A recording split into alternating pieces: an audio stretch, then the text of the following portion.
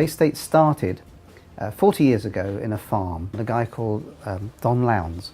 He was a bare knuckle boxer and he had all sorts of hobbies, and one of his hobbies was a herd of deer. He had his own private herd of deer. Getting towards retirement, and Don needed a tranquilizer gun and he couldn't find one, and such was the guy that he decided to make his own. And this led from one thing to another, an association with some airgun people, and they started making air tranquilizer guns. So they made 8 of those and they realised they saturated the entire market for tranquilizer guns in the UK. So they decided, what else can we do? Well, we could do an air rifle. So they started producing a compressed air rifle. And this is probably in about 75. And it trickled and bounced off the ground and did okay, but nothing major, until they started winning competitions. At which point, people started to sit up and take notice. And prior to them winning competitions, they'd been quite expensive. They needed charging gear, and the question was, they're how much money, you need what to fill them? Oh, I can't be bothered. But once they started winning competitions, it's how much are they and what do I need to fill them? Same question, different emphasis. And they started to take off. My family is manufacturing shotguns since 1922. My grandfather started, my father has developed the business, and myself.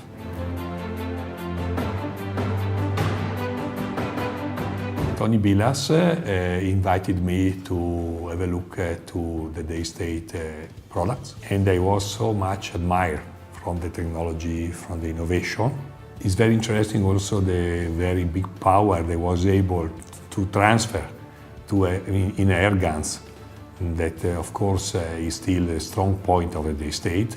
The very advanced design that once we have compared with everybody in the market, it was much more advanced. That I decided to accept their offer and finance the company Daystate.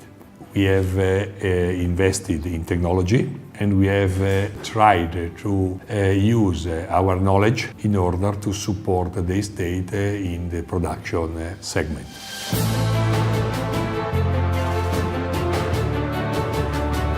We've been in this new factory 1 year, it's a year last week.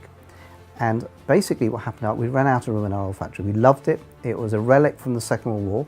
It was actually a relic from the American Army in the Second World War because it was an ex-US Army munitions manufacturing base from 1944 landings. And that's what we inherited. We ended up with these concrete floors and concrete roofs, and it was a beautiful factory. But we ran out of room. Our sales were at the point where the factory was dictating what we could and couldn't do. So we needed to move, and it was a big decision to move. So we moved into a more modern unit. One of the things that made me smile towards the end of it was that we didn't have so many orders coming in from the US that they couldn't actually put the shipping crates together inside the factory. There wasn't room. So they were assembling them in the car park. And British weather being British weather, we were almost having to wait for dry days before we could ship out to the US. It was an absurd situation.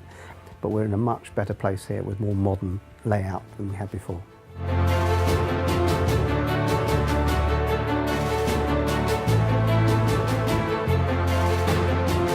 When we produce a part, our production philosophy, all the parts that we manufacture, tolerances and measurement are respected 100%. In that way, we are sure that we can improve the quality of our production and of our products.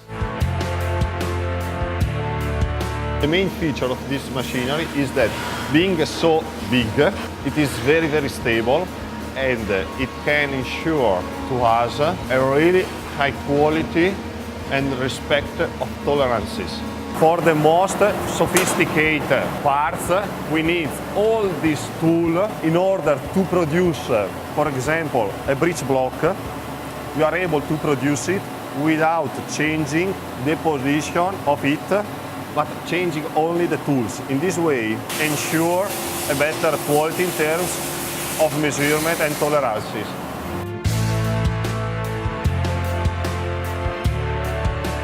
We have done a lot because our company in Italy is ISO 9001 certified. We know what the state needs, and we receive from the state the input about what to do. As I mentioned before, the state has been always very advanced in design. Of course, matching also the Italian design, we have been able to complete their work. The product gets a mutual benefit.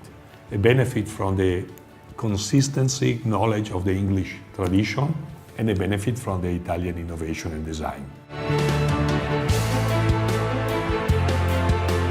The American gun market is obviously there for everybody who wants to make a gun to sell into, and it's a hard market to get involved in. It's very mature and people know what they want.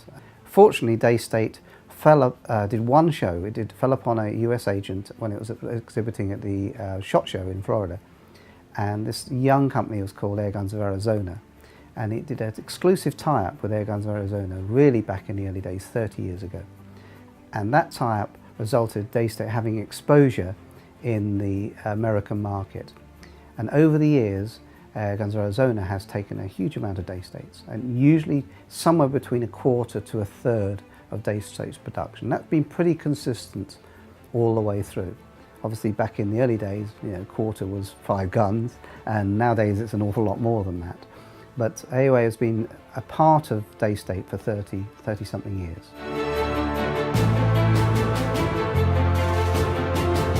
We found our market niche with high-end pre-charged air guns, and we found that we needed some unique selling features to sell these into the American market. They needed to be small, relatively compact, but above all powerful. And power is what sells in the US market. Accuracy is taken as a given. You don't produce a gun which is powerful and not accurate, but nobody ever asks you for an accurate gun. They expect an accurate gun. So that was part of the philosophy of design. So we're building rifles which are probably more powerful than our competitors, as accurate as any match rifle out there, and yet is designed really as a hunting rifle. And what we tend to say to people is our rifles are hunting rifles.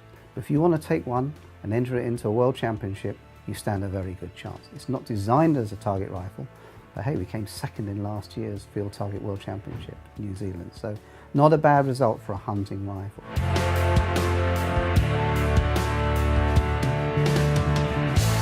Well, it's 11 years since we started doing our electronic rifles. Hard to imagine. A lot of people think it only came out yesterday. It feels like that to us. But 11 years ago, we started on the scheme with Harper Engineering and doing the electronic rifles. We did a tie-up with them, and we've developed through the range ever since. And these electronic guns we see as a big future for Daystate, and that's shown in Pulsar, which we're just launching into the market right now, with its 3 different power settings, all of which are regulated through the electronics. But we haven't neglected the mechanical range, because with mechanical guns, mechanical PCPs, we're able to go to much higher power. And that's useful, again, for the American market. Our Wolverine 303 has been a resounding success in the American market. We have 2 models. The Wolverine 303 itself, the A-type Wolverine, and also now the highlight version with the carbon fibre bottle, which reduces the weight and increases the shot count to over 20 shots per charge. So you've got a 100 foot-pound, 1,000 feet per second with a 50 grain pellet, would you believe, shooting out to 100 to 120 yards. So you've got lovely accuracy, great power, and a unique gun designed for the American market. As you have seen, Daystate has increased the number of products. They are renewing the line. I was, for example, very much pleased after the SHOT Show, because some of our competitors really phone to me and says that the new Pulsar, for example, they consider a new innovation in the market, a real new innovation. So I don't see any limited moment for Daystate. So the future development, what's Daystate working on now? Well, I can't tell you everything, otherwise somebody would shoot me. But I can tell you that we're working on different versions of the Pulsar, which you can see, and we're working on the Pulsar design philosophy because we like the bullpup format, we always have done, and we think it's more than just a novelty, it's something that fits into a niche. We're able to get high power, short, small rifle, very compact, and it's very easy for a shooter to shoot. It fits, even standing shooting, offhand shooting is much easier with a compact rifle. So we're working on those developments.